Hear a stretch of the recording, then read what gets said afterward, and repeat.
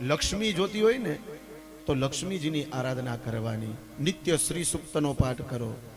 શ્રી સૂક્તનો પાઠ ન આવડે તો મહાલક્ષ્મીનો એક શ્લોક છે, મહાલક્ષ્મી ચ વિદ્મહે વિષ્ણુ પત્ની ચ ધીમહિ તન્નો લક્ષ્મી પ્રચોદયાત. આનું નિત્ય એક માળા કરો.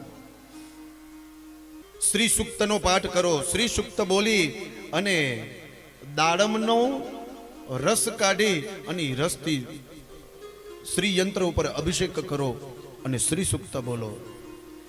બીલીપત્રનો રસ કાઢી અને એ રસથી શ્રી સૂક્ત બોલી અને લક્ષ્મી યંત્ર ઉપર અભિષેક કરો. લક્ષ્મી વધશે. આ બધા ઉપાયો છે લક્ષ્મીને પ્રસન્ન કરવા માટે. પણ એનાથી વિશેષ પણ વાત હું તમને કહું કે લક્ષ્મીજીને જો પ્રસન્ન રાખવા હોય ને, લક્ષ્મીને સ્થિર કરીને આપણા ઘરમાં રાખવા હોય ને, તો નારાયણને તમારા ઘરમાં રાખી દેજો. કારણ કે નારાયણ એના પતિ છે. લક્ષ્મીજી પતિ વગર ક્યાંય જતા નથી. લક્ષ્મીજી જતા નથી. તો જેને લક્ષ્મીજી જોતા હોય એને લક્ષ્મીની આરાધના કરવાની.